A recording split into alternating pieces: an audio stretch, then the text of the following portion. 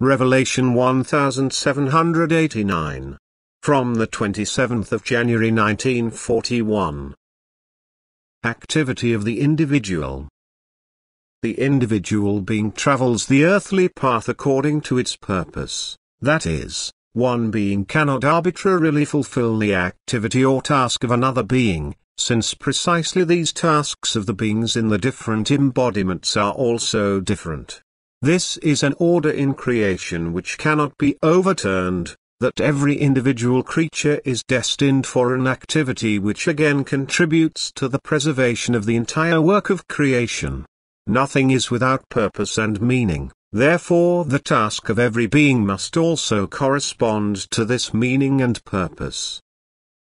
Whether it is recognized as such by people is indeed sometimes questionable, for the human being does not possess the knowledge about the correlations in the work of creation, yet if he acknowledges God as an exceedingly wise creator, no doubt may befall him, for nothing can be purposeless in creation which the wisest creator has created. Every individual being is destined to walk its earthly path in isolation for a certain time and then to mature by fulfilling the task given to it.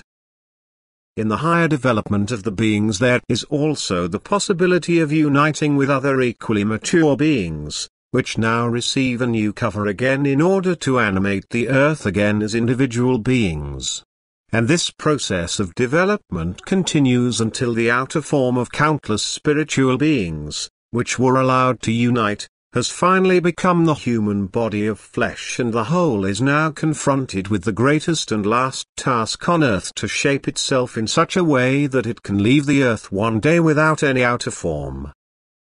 Again, the human being, has to carry out an activity which can bring him to the state of maturity, and this activity, which can bring him final liberation, is a conscious activity of love. Admittedly, the human being also has to fulfill his earthly task independently of the spiritual task of shaping himself into perfection, and earthly activity, too, contributes to the preservation of what God has created. But it is only ever the means to an end, for the first and most important purpose of earthly life is the shaping of the soul, which has to be carried out separately from earthly activity.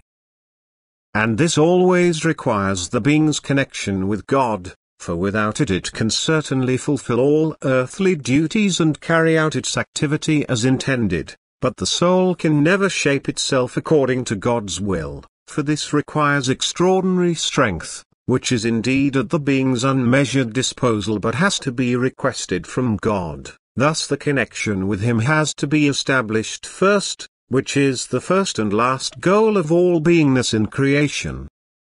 For the former separation from God was the cause for the emergence of the work of creation, thus the unification with God must be the goal and purpose of everything God let come into being. The being's path on earth must ultimately lead to unification with Him, provided the being in its final stage as a human being does not abuse its free will again and distances itself from God again of its own accord. Amen.